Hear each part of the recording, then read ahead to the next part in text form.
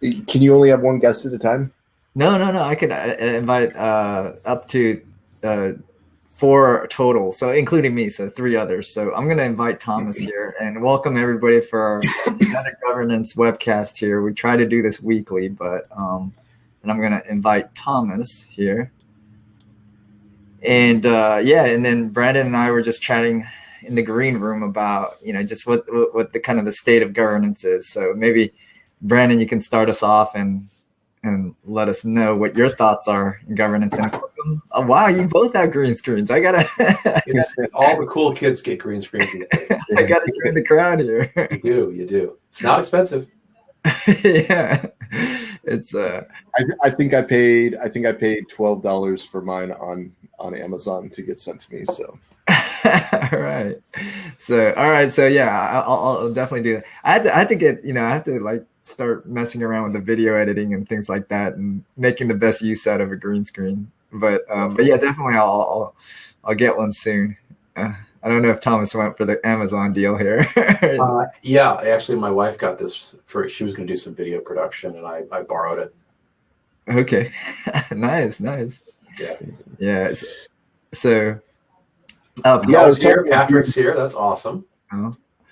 So yeah, so maybe Brandon, you were going to just I was talking to you in the green room prior to this. You were asking me kind of what my feelings are on the latest with governance, and I kind of feel like we're in a little bit of a holding pattern, kind of waiting to see how things flesh out, letting some ideas percolate, and see if some core principles emerge, and where the community in general ends up going. Unfortunately, in the Telegram world, it seems like there's been a few people that are very outspoken on multiple sides of the debates that are going on, and they kind of are dominating a lot of that conversation. The rest of us, I feel like we're just kind of sitting back a little bit and trying to keep cooler heads and see where we go.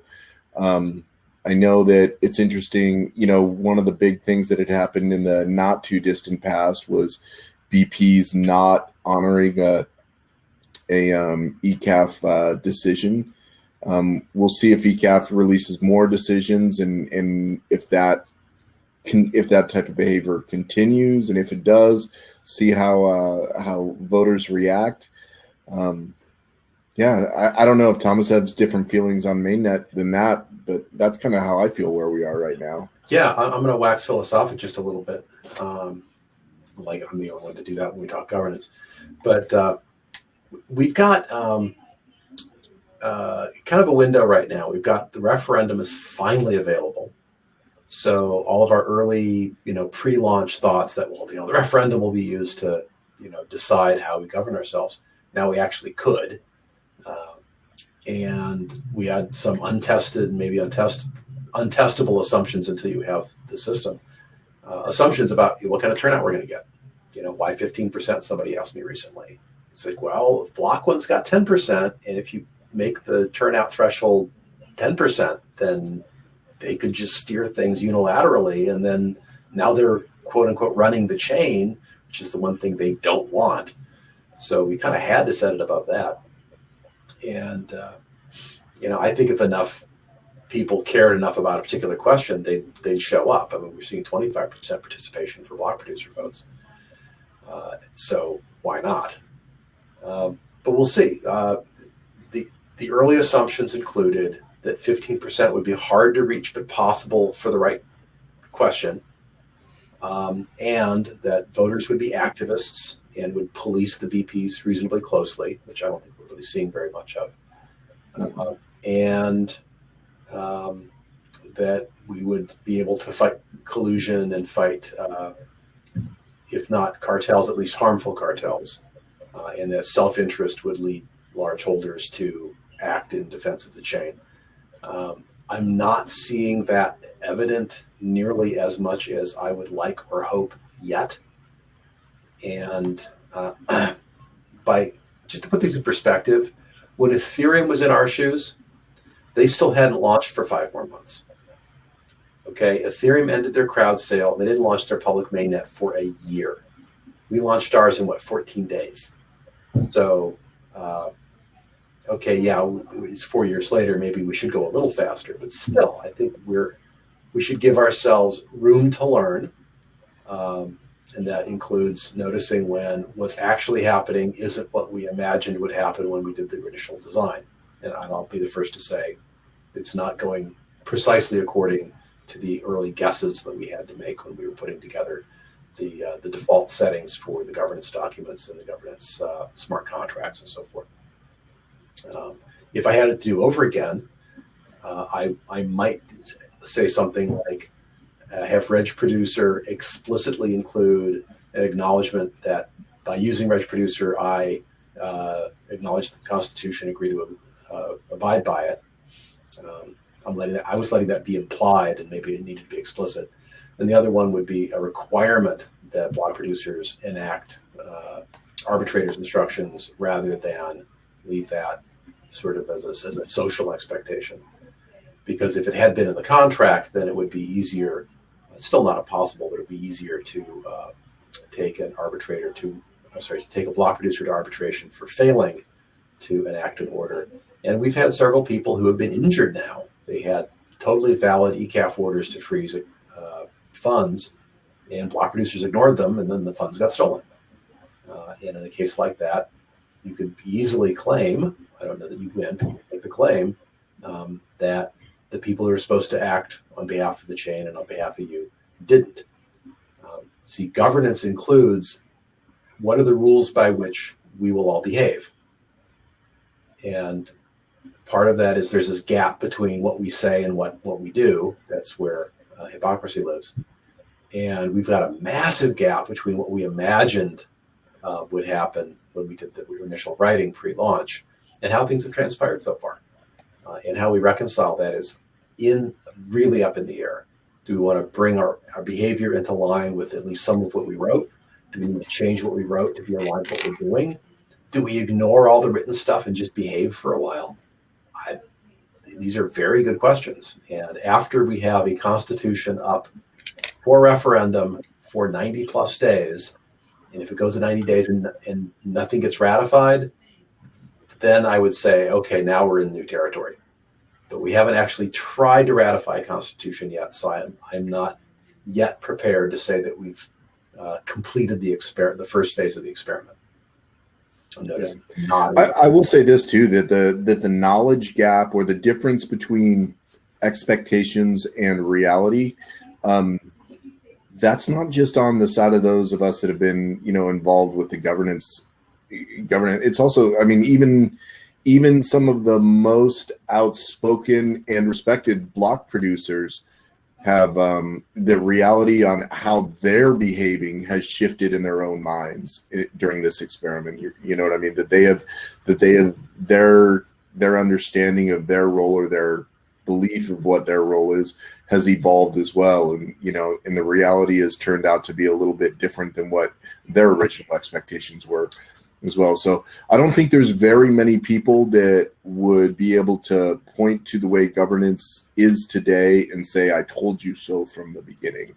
Right? No, that's not true. Anybody who pointed and said that won't work, they've probably got a pretty good case right about now. Anybody who said it's going to work like this, there's hardly anything written pre-launch that holds up very well.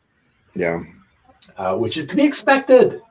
Honestly, I give credit to folks who actually, wrote down predictions rather than those who waited around in order to point fingers and sneer. Because honestly, that's too easy. Yeah. But we do end up being wrong. You know what I mean? In the long run. One of my favorite historian, philosopher type guy, a man named Hugh Nibley once said that I refuse to be held accountable for anything I ever wrote more than 3 years ago. And I feel like in blockchain, you have to change years to months, and then it's the same thing. That my understanding evolves on a monthly basis. It better. Yep.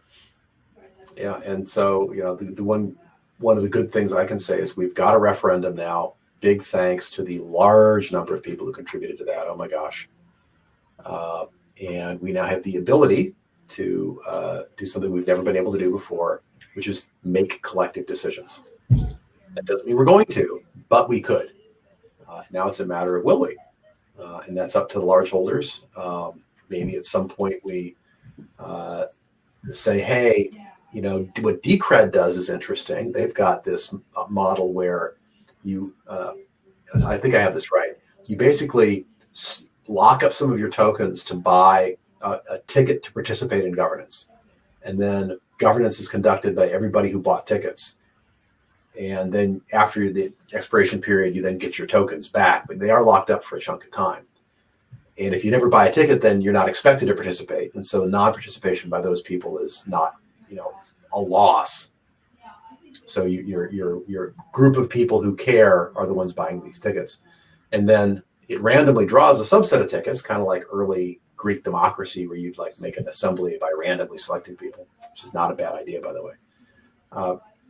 And then the people who have their tickets drawn had better vote or they lose funds. But if they do vote, they get a portion of block awards. And so you're not rewarding people for voting a particular way, which is bribery. You're rewarding them for following through on their commitment to be engaged voters. So it's an interesting approach. I don't know that it's you know, going to be. It's complicated. People don't like complicated systems. Ours is simple, and people tell me it's too complicated. So we'll see. We have a really good question just now by Patrick. I'm going to read that real quick. But anyway, so I've been saying about you know, different ways of thinking about voter participation. Branden, his eyes were twinkling just now. I'm wondering what he wants to say. No. I was reading Patrick's.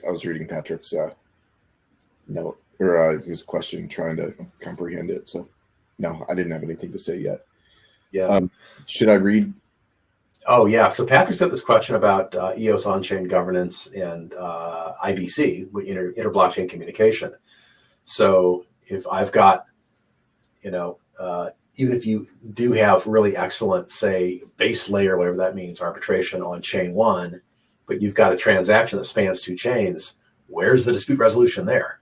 And my answer is it better be in the contract that you signed with that person, because, you know, relying on one jurisdiction for a two jurisdiction activity, that's kind of podunk.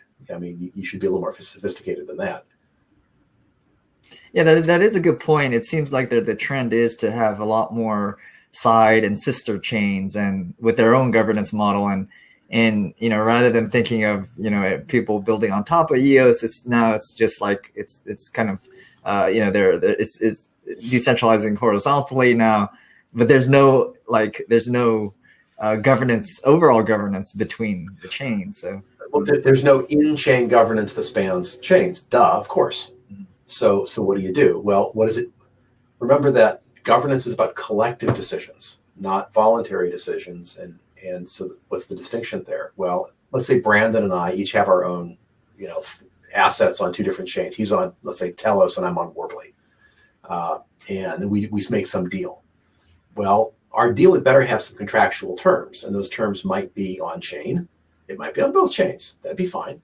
But it better spell out in English or whatever our language is what those terms are and how disputes get resolved. That's what the Ricardians are about. Yay to Patrick for calling out the Ricardians.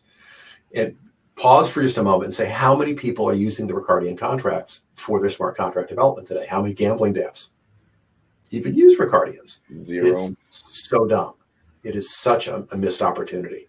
Another thing I wish I'd put in the early governance stocks is if you don't have a Ricardian, then the implied Ricardian is that whatever actually happened is what was intended to happen, and like force them into code as law if they don't say anything else, and just rub their nose in it. I used to when I would teach people goal setting back when I was doing more management consulting. I would give them a blank goal sheet, and I'd say, "Oh, and here's the goal you're working on. If you don't fill out your goal sheet, I will pursue the goals of the people around me, and I will neglect my own." And seeing it written down like that was painful, because if you don't have your own goals, you end up pursuing other people's goals for them, because you're like, "Why not? I'm not doing anything else." It's the same way with these smart contracts. If you don't say how it's going to get resolved, it's not going to be. And then you end up with de facto code as law. You might as well just say it explicitly. So I wish I'd said that in my drafts for the the early governance documents, although they might have been rejected, of course. You know, we did go through a period in late May, early June before launch, as when we were, the community took over the governance documents and made some interesting changes. Yeah, interesting. You know, back to your Decred example, I'm thinking, you know, a lot of people were thinking Rex would be one of the, you know, most favored referendum proposal because that would incentivize voting, right? Where, you know, people, you know, earn some EOS for it. So it's similar to the Decred example in some respects. So that's it seemed like it was going to get a lot of support. What's kind of the disconnect between those that vote for block producers and then those that are at least currently voting for referendum? Is there, you know, and then I know Branden, you mentioned earlier that maybe not voting is a signal as well. So that they may be signaling something by not voting at least at this point. So anyways, but there is a disconnect between those that are actively voting for block producers and then, you know, maybe even the most popular referendums you think, and they are popular. It seems like they get a lot of support percentage wise, but in terms of the number of votes, it's not there. Yep. Is there any hypothesis or? Branden? I think a lot of people who originally voted for block producers, if you recall, we were wondering if we were going to get to 15% in network launch to be able to launch it to begin with. And it took the act of an exchange to help us get there. Although we probably would have gotten there eventually anyway. But at some point, the exchanges are like, why are we sitting here? You know, the exchanges want the token to be liquid. They want things to happen. Yep. So the motivation behind getting a network up and running is a little bit different than the motivation behind getting into the weeds of the rules and the politics that are going on. So voting for committing your votes to a block producer, a little bit different of a motivation behind it, I think. But that was at the beginning, so I don't know. I don't know why there is a disconnect. There's certainly fewer people are voting on the referenda than are voting for block producers. Yeah. And part of that, I believe, is that a lot of exchanges are supporting BP vote. If you look at Binance and Huobi, I think both of those, they have a ton of users with EOS, and they're allowing those users to indicate which BPs they want to support, and they've set up sub-wallets, essentially, to divide up those votes. I had a talk with one of the engineers. No, it was the community relations person at Huobi last week. And they'd actually done some really sophisticated engineering around it, and I kind of wish that they would share that more widely. Because when I first thought about it, I'm like, the number of different wallets you'd have to make for everybody's vote to be reflected perfectly would be like tens of thousands, because you've got 30, let's say you got 100 block producer candidates and everybody picks 30. But if you say, different groups of 30, unordered subgroups of 30 out of a pack of 100, that's like tens of thousands of options. But the good news is you don't actually get that many options.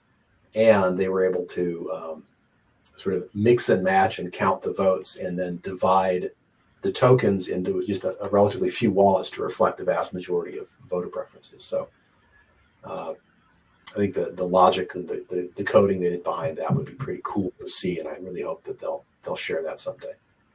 But that's a way of pointing out that, yes, the exchanges are allowing their users to vote their block producer preference, but none of the exchanges have yet done that for referenda that I know of, and that's a big deal. We also have barely seen proxies, like the opportunity for proxies to represent things has just barely been scratched. And I would love to see a lot more done on that. We've recently seen some new proxies come up recently.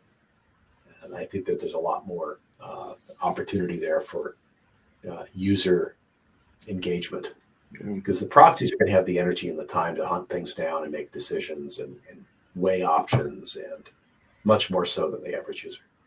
It will be interesting if we ever get to a point that 15% of the tokens are proxied, right? That would, then the target would be, to be a lot easier to reach out to the few proxies rather than, I guess it's the theory behind representative government, right? At that point, the proxies are representatives of their constituents. Yes, with very, very short terms. Exactly. It looks like Patrick asked, what do you think about immutability on blockchain versus mutability? Sometimes we have to freeze with a DApp. Well, actually, EOS New York has had some really interesting thinking that they've done around different levels of immutability. And I will find their Telegram group and paste in the link to it if you're not yet familiar with it.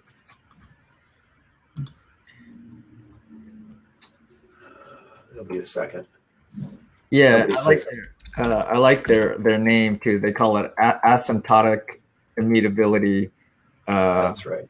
And architecture, and I think Bitcoin. If you're a Bitcoin guy, you always talk about the asymptotic supply of Bitcoin rewards going to level out at 21 million. But it's the same idea. There's this progression towards immutability. I don't know how I missed all this, but I'm glad you guys are talking about it because. Yeah, I'll dive into it. Yeah, I mean, one of the ways you can make something immutable, for practical purposes anyway, would be to, for instance, first write a Ricardian contract that expresses your clear legal desire for immutability, right? So that way when someone changes it, they're breaking the contract. That's step one. Step two is you update the public key on chain to something for which there is no matching private key. And that is the last thing you'll ever do to it because now you can no longer make changes. And when you update that public key on chain to something that you nor anyone else on the planet, there literally exists no private key that matches that public key string because it's just a string. You're just sticking a string in there. As soon as you finish that update, boom, no one's changing it ever. Unless you get 15 to 21 block producers to go in there and override it. But if your contract says that that's not permitted, then your remaining recourse is arbitration backed up by 158 systems of courts around the world.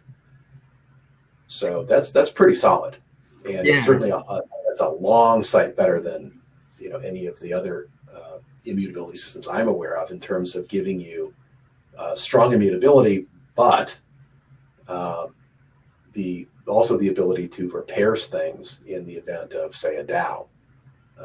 In the way that the DAO hack transpired.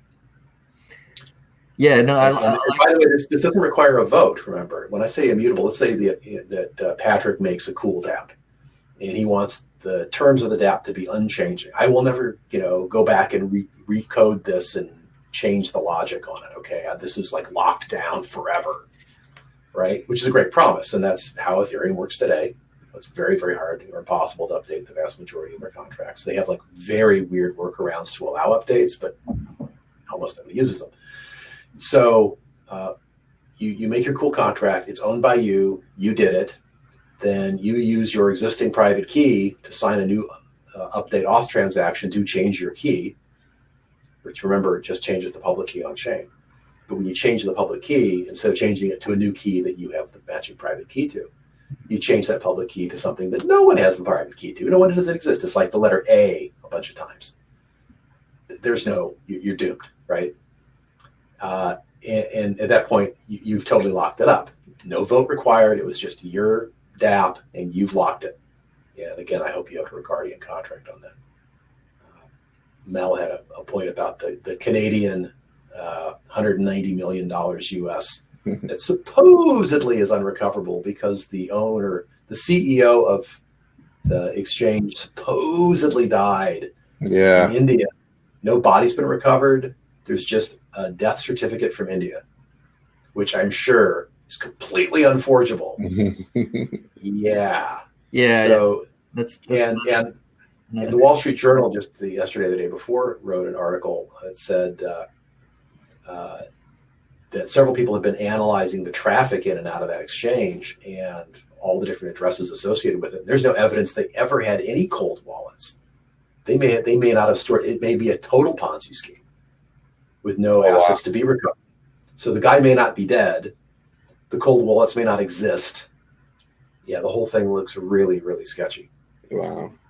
Yeah, no, that is a big, and you know, this is one of the things, and maybe to also kind of follow up on the immutability and not non-immutability part is, you know, developers right now have a lot of power. Like they have the keys to, you know, all the dApps and the funds, and they can upgrade it. And, you know, but it's good to communicate that things are actually not as immutable as you know, maybe what we're accustomed to, our crypto you know, people are accustomed to, and it starts being with more mutability, and that we could progress towards immutability. But it's good to communicate that, because, you know, there's this perception that, okay, you know, everything's locked down, but we are still trusting people who develop the software, who have the keys, and, you know, and you could have not to change the code out from underneath you in the middle of it. Yeah, exactly.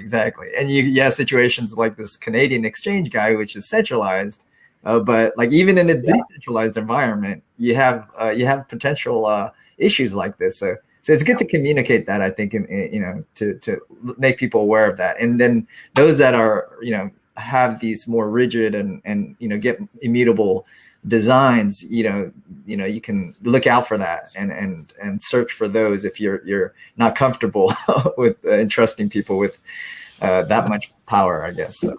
Yeah, I mean, if it were me, I would be looking for developers who like aren't using the same key for owner and active to start with. I mean, just basic things like that, and that they would have clear Ricardian contracts that express what their policies are that they're going to abide by, and that they only allow code updates through a documented process that involves some sort of a third party.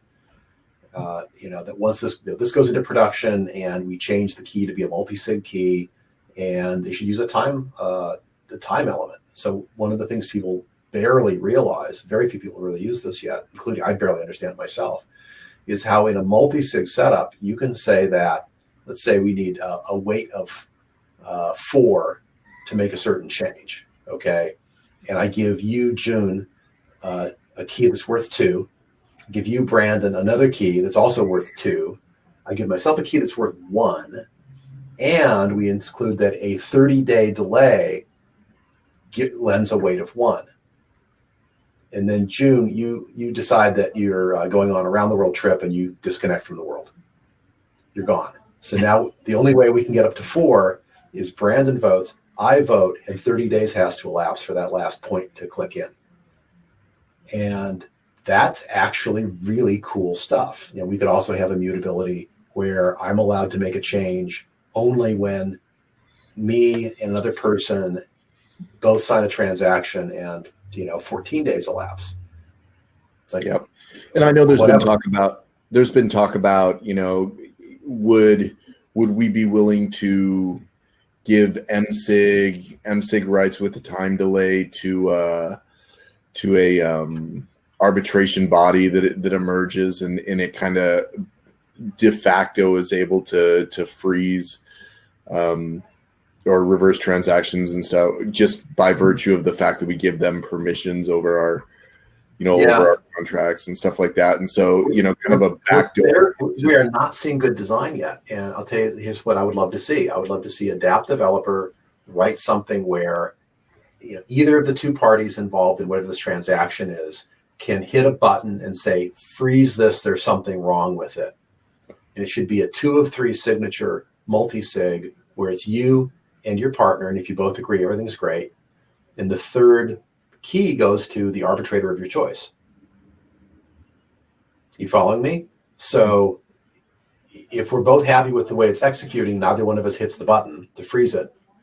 If either of the two participants want to halt execution, we do. And then the unhalt function is a 2 of 3 multisig. And we can like sort things out and unfreeze it between the two of us, or we call on the arbitrator and I say left and Branden says right, and then the arbitrator picks one and their third vote gives one of us 2 for our direction. EOS is really beautifully written for this kind of sophisticated behavior, and we're not seeing it yet. Yeah, you know, I would like to just see a user interface in one of the the portals that are out there that would just give us the ability to create custom permission levels and stuff like that. It's not been done yet, you know. Without a good user interface, it's very hard to even conceive of this level of creative. Yeah, such an opportunity. Like I said, if this were Ethereum, we wouldn't be launching for 5 more months. So I think we're ahead of the curve in certain ways. Yeah, and I do agree too with I think the multisig is really the answer towards immutability, right? This is more. Part of what I'm suggesting is that we literally mark a transaction as frozen in flight. It hasn't settled yet, and therefore we're not changing immutability. It's like it's at this moment, it's immutably locked in mid-transit. And then, 5 minutes from now, it'll be immutably in some new state because we added new information through new transactions, right? So the immutability doesn't change. You're just creating new intermediate states that it can immutably be in when it's there, and then it's immutably in the new state when it's in the new state, because that's how you wrote it, right? Yeah. Yeah, no, and yeah, it is just a progression, and I think multisigs is the key to really what. There's people, yes. It's kind of the first step towards so yeah, we'll see. And EOS DAC is also doing good work with the multisig, I know, so we should look for them maybe to see what kind of user interfaces they come up with for the multisig, because I know they're working on the smart contract part of the multisig and doing a lot of great things there, so we'll see if the user interfaces catch up. So Mel says, okay, phishing sites without, there's a lot of more phishing sites on EOS, it seems. Yeah, well, that was the promise of having ECAF, right? Was that we'd be able to handle when somebody's account is, yeah. Remember, you're not going to get every dispute fixed through arbitration. Right. Especially once the coins are gone. Yeah, no, Mel, I agree with you. The amount of phishing, I don't ever want to say it's good, but there does have to be a degree of a culture shift in the minds of people when it comes to what they're doing with their keys and with whom, and maybe we need better verification tools to help us know that what we're giving our keys to is legitimate. But I don't know any of us that would just take our bank account number and just willy-nilly stick it into random websites, right? I know I wouldn't. My regular bank account number. So there's a little bit of culture shift that people have to do to help themselves be not vulnerable to phishing scams in general. It was a scatter issue. Okay. So yeah, I know there was the winner of the London Hackathon, EOS Shield, that was supposed to have one of those SSL certification type kind of tools that will that you could use, and also monitor good smart contracts versus bad smart contracts. So there's a lot of tech solutions, I think, also that can help. Yeah, we're still really early days, right? In blockchain in general, and it's gonna, it's not for the faint of heart. There is risk that we're all taking when we're managing our own accounts and our own private keys, and until tools get better, that risk is going to remain. Hopefully, it'll incrementally improve. We've seen it in general in cryptocurrency that the risk of loss is decreasing with hardware wallets and that sort of thing. That we're getting there. It takes time for solutions to emerge, but I do foresee a day when your assets are very safe on a blockchain, and in the opportunity for people to scam you out of those assets gets more and more difficult to take advantage of. So I agree. So so any other governance related topics? We talked about the referendum, and I guess we could go different ways there. I know a guy who's doing EOS Weekly episode was talking about how block producers should have their own constitutions, and that, you know, that the referendum is Oh, yes. And that that, you know, you're voting for not only block producers, but what, you know, what constitutions they'll abide by, so that it's kind of a you know, you kind of decide just by voting for block producers what the direction of EOS is going to take. So, but anyways, that was an interesting video, and you know, it seems to be a interesting approach with that, where everyone's just, you know, the BPs can be more political, I guess, at this point, and create their own constitutions, and by virtue of, you know, people voting for you, and whatever their constitution and the contents of it, however it overlaps with other people's, is kind of what you're going to get in the system, right? Like, so if you have, you know, 10 block producers that support something and they're voted in, they're going to update the network to reflect that. But it's not like they agree on everything. Like, only the overlapping agreements. It seems like that was what the guy at EOS Weekly was suggesting, that, you know, these are signals, that the referendums could be signals to people and block producers to either you know, tweak their constitution. You know, it's kind of something that is driven by block producers. So it's like a block producer driven governance. How do you guys see that? Like, well, I'll tell you, back in May of 2018, when I was in Blacksburg with Dan Larimer, we were looking at the Constitution, and he had suggested off and on a couple of times that we simply let block producers ally themselves with specific policy proposals, and then allow them being voted in or out. You measure whether that's correct or not. So, you know, I would run on the pro ECAF party, and Branden would run as a BP for the anti-ECAF party. And then if 15 anti-ECAFers are elected, that's the signal that that's the way to go. And then whatever that policy decision is, it gets enacted. That's totally one approach. Another way would be to put a transaction on chain and start collecting signatures, and you can sign it even if you're not in the money, right? You can sign a pending transaction even if you're number 22nd place. But if then you're elevated to 21st place, my understanding is suddenly your signature becomes more meaningful, right? It counts towards the 15 supermajority automatically. And that would be a tool by which voters can see who's voting for what they care about and then vote more for those. But it seemed very indirect. And, you know, given how many different policy positions might be available to be voted on, do I vote for the pro-choice or the pro-life candidate when I'm pro-life and he's pro-life, but he's anti-gun and I'm pro-gun. There's no one that matches my values.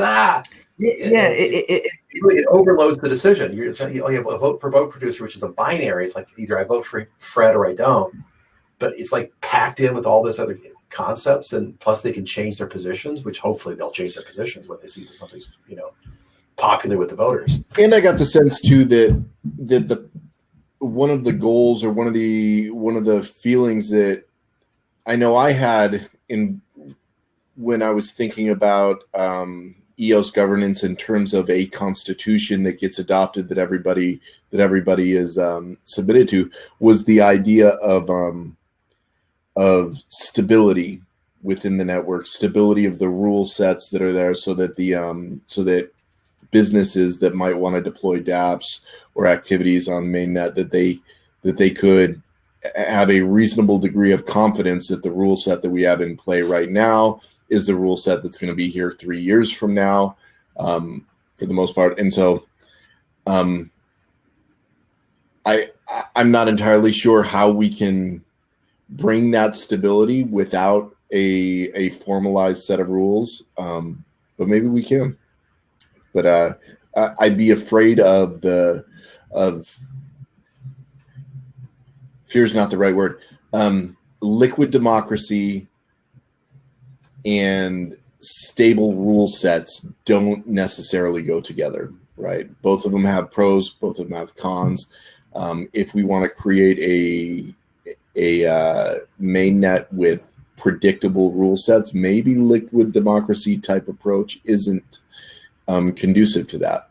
And so it's it's kind of a catch-22. We damned if we do, damned if we don't. Either side has negative impacts depending on what your goal is.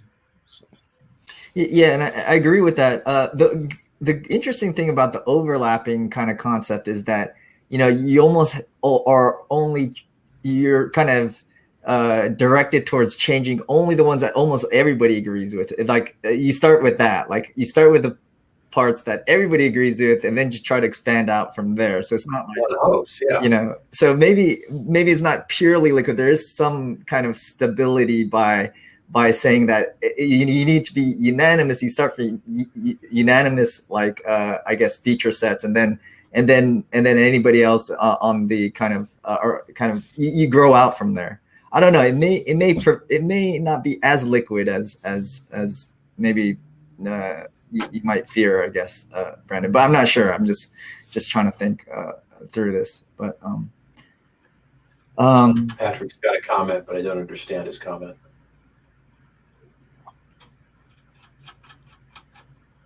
And choose regarding DApp or DAO. Why not define? Yeah, Patrick, I don't quite understand what you're asking. You might need longer sentences with more words. It doesn't always help, but it could. So 1 to n, I think, and Branden, it's also similar. Like the 1 to n is like this polycentric idea, like this idea that there's just many different kind of chains that have to somehow overlap, and I think maybe even Patrick is saying that there is all these governance models that are just sprouting out. So yeah. No, don't get me wrong. I'm very excited about the idea of people voluntarily opting into the rule sets that they submit themselves to, and that includes not just users but also block producers and also DApp developers. I'm just saying that one thing that we may sacrifice in that world is a degree of stability or predictability in the rule sets, the popularity of certain rule sets, and what will be recognized or not. So no, don't get me wrong. I'm not criticizing the, I'm assuming that's what we mean by 1 to n is the just kind of polycentric legal frameworks where multiple jurisdictions are overlapping each other, and users can choose which one they apply to, or which one they choose to apply to them. That excites me a lot. It comes at a cost as well, right? We give up some degree of predictability when it comes to trying to attract either enterprises or dApps to the network.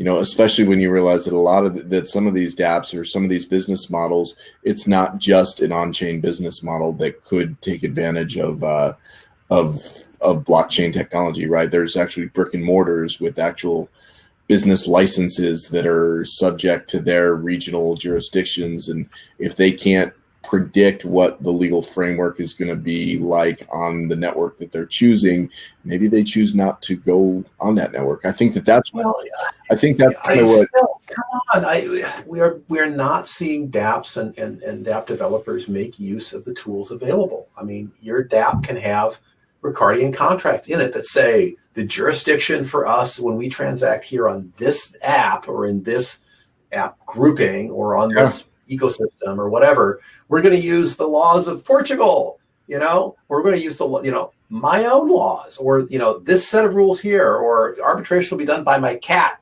So whatever, you can do it. I'm not saying you should use the cat, but we have the ability to be very specific in our transactions. And I'm just not seeing that yet. Yeah. And I think that's a huge missed opportunity. And I look forward to seeing better. Thomas, how much do you think that is just a mindset among the developers or the entrepreneurs that are creating the business models, that they just don't realize that it's an option? I think they don't care. I think that it would be different if we had a modestly well-funded say, arbitration group with sample code they were shopping around and say, be sure to include boilerplate like this, and when you include us in our dispute resolution clause, we'll be sure to, your first 3 are free. It's like something like that to make it easy. And you go to them and you do some lunch and learns, and you just start shopping around and say, look, don't leave our dispute resolution up to chance. Take control of it. Our referral service is a front end for, these 12 arbitration groups, and we will, randomly assign it, or we will, you and your partner have a chance to pick from this menu of 12. And if you can't choose, we'll choose for you. And then you'll be, thousands of years of experience and, hundreds of arbitrators with every language and knowledge. It's like, but no one's chasing it, I guess, because it's such a young space. Yeah. But if and when we see that, I do think you'll see an uptick. And I think that the app developers owe it to their users to not wait for someone to come and hold their hand. And as I'm saying this out loud, maybe I should go talk to Amy Wan and SageWise, who have a marketplace for dispute resolution, and 2 or 3 of these other places where they've got marketplaces of dispute resolution services, and say, we need some sample code from you. We're going to be putting out a report. Maybe that's a good thing. I just made up work for myself right now. Hey guys, so no, really appreciate it. So we're getting so I'm expecting a call around this time. So any final words from you guys? We'll try to keep this consistent with next week. So we'll have an episode next week too. But any final parting words about governance that you guys want to share or have people think about or stew over for next week? Branden's got a polycentric law talk coming up, and I'm looking forward to attending that. The International Society for the Study of Decentralized Governance, ISSDG. Branden is going to be presenting a paper or a slide deck that he's putting together on polycentric law, which is a regime in which multiple legal jurisdictions overlap and are simultaneously available in layered ways. And you can, at the time of you transact with somebody, you agree which set of laws you're going to use, which we all do every day anyway, because you've got the informal rules of your household, and then you're a member of a Toastmasters club, there's rules there, and you live in a city, in a state, and you've got the rules of the road when you're in a car. I mean, we actually do this all the time, but formalizing it is going to, I think, shine a big light on some cool possibilities. I'm looking forward to that. I hope folks tune into that or watch the replay. What I get excited about too is that we don't need IBC. We don't need networks to be talking to each other, as long as we have humans that can jump from network to network. If a human can jump from network to network, he can take the rules that he's willing to abide by to the networks with him. And so we're trying to, I've been trying to give a lot of thought about the human element of governance, and how we can take advantage of the natural capacities that we of human beings have. We are really good at shifting from one set of rules to another, right?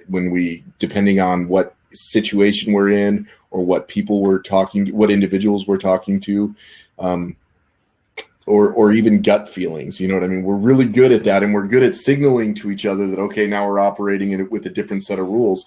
But that psychology hasn't made its way to blockchain yet. So trying to give a lot of thought there. So yeah, I look forward to it. It's the 21st, I think?